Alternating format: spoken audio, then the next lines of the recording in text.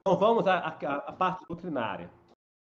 Pois bem, eu estou aqui com algumas encíclicas, algumas alocuções papais, nós vamos, né, usar como guia, né, como luz para a nossa discussão. Eu peguei aqui algumas alocuções. Pois bem, de um ponto de vista, estritamente tradicional, de um ponto de vista estritamente reacionário, é fato conhecido, eu não preciso demonstrar, porque basta fazer uma busca na internet, é fato conhecido que todos os candidatos que estão no páreo defendem pautas anticatólicas. Todos. Não só os candidatos de esquerda que estão filiados a partidos socialistas ou que têm o socialismo um referencial. E aqui lá no Pateta, né? Vamos olhar o programa dele. É outra pérola. Outro show de horrores. Bem, eu chamo a atenção já para o sumário do programa. O sumário do programa do Jair Bolsonaro começa assim, com 3 itens, um em cima do outro. Liberdade econômica, liberdade religiosa, liberdade de expressão. Ou seja, são as liberdades de perdição condenadas pelo magistério da Igreja. Liberdade religiosa, como já falei, condenada pela encíclica Inter Praecipos Machinationis, de 1844, liberdade de imprensa, condenada pela encíclica Mirare Vox, de 1832, e liberalismo econômico, condenado pelos documentos que eu já citei no início do vídeo, no começo ali. Então, já começa mal esse programa aqui. No próprio sumário já começa mal o negócio. E aí vamos olhar aqui que o Bolsonaro tem para nos propor. Logo na página 6, pessoal, isso aqui é muito importante. Isso que eu vou citar aqui para vocês, que eu vou descrever para vocês, é muito importante, porque envolve a soberania do país.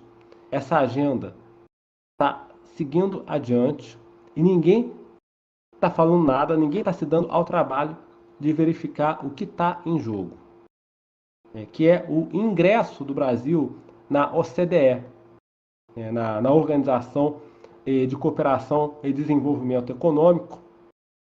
É uma organização que reúne países de renda per capita elevada, e o Brasil está querendo ingressar na OCDE. Isso não começou no governo atual. Ironicamente, essa conversa começou no governo do Lula, que baixou um decreto em 2005, criando um grupo de trabalho dentro do Ministério das Relações Exteriores para trabalhar, estudar o processo de ingresso do Brasil na OCDE. Eu publiquei isso daí lá na página Guerra Cultural, documentação, então não tem como questionar. Isso aí começou no governo do Lula, prosseguiu e o Bolsonaro está levando adiante. Para vocês verem, eles brigam, tal, tem suas divergências e tal, mas naquilo que é essencial e que compromete a soberania do país, eles estão de acordo. E o argumento para botar o Brasil dentro da OCDE, o argumento que eu escuto por aí, bem furado, é o seguinte: a OCDE é um clube de boas práticas, o Brasil vai ganhar um selo de qualidade e de boa gestão se for admitido na OCDE, e com isso vai atrair mais investimentos externos. Bem, esse argumento, para começar, padece de uma fragilidade. O país pode perfeitamente melhorar os seus indicadores macroeconômicos por conta própria, né, e assim atrair novos investimentos sem entrar nesse clube. Nada impede o Brasil de melhorar seus indicadores macroeconômicos, atrair cada vez mais investimentos, sem se submeter às regras da OCDE. Por que eu vejo, então, tantos neoconservadores, inclusive muitos olavetes? O pessoal do Terça Livre publicou mais de uma matéria defendendo o ingresso do Brasil na OCDE, comemorando esse processo de ingresso do Brasil na OCDE.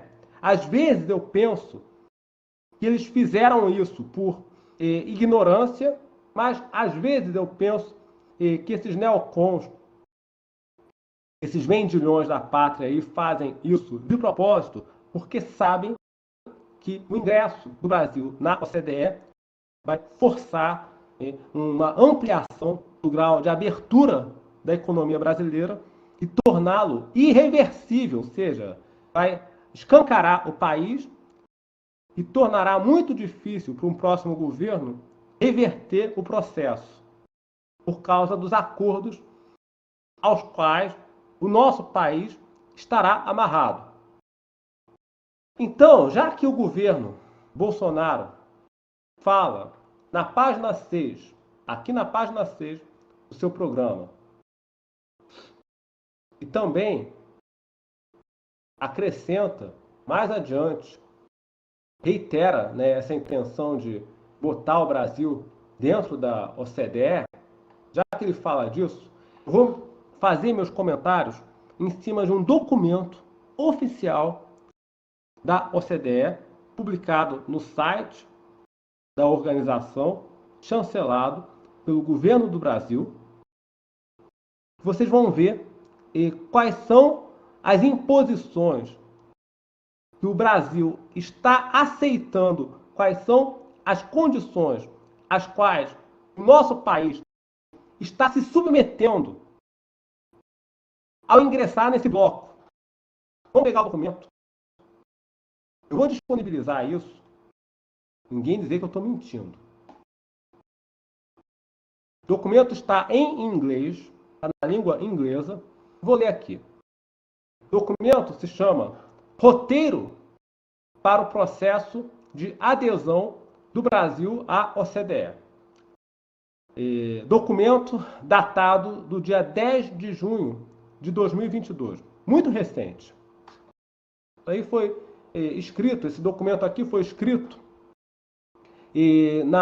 numa reunião ministerial da OCDE, com a participação de representantes do governo do Brasil. E me parece muito estranho que o governo do Brasil fique anunciando aos quatro ventos que vai botar o nosso país dentro da OCDE, mas ele não traduz isso daqui. Ou seja, para você entender o que está em jogo, você tem que, obviamente, saber ler, ser proficiente na língua inglesa e tem que ter a curiosidade de ir atrás desse papel aqui. Esse papel de 25 páginas. Eu não vou ler tudo. Eu vou ler só algumas passagens. E aí vocês vão entender que o discurso patriótico, antiglobalista, dessa pseudo-direita bolsonarista, neocon, é uma fraude. São entreguistas. Vamos lá, né? O nome, o título em inglês, né? Roadmap for the OECD Accession Process of Brazil. Ou seja, roteiro para processo de adesão do Brasil à OCDE. Documento produzido na reunião ministerial de 9 e 10 de junho de 2022. Então vamos lá. Tem outras coisas incoerentes aí, né? A questão da segurança alimentar. Não estou dizendo que esteja errado e o país garantir a sua segurança alimentar.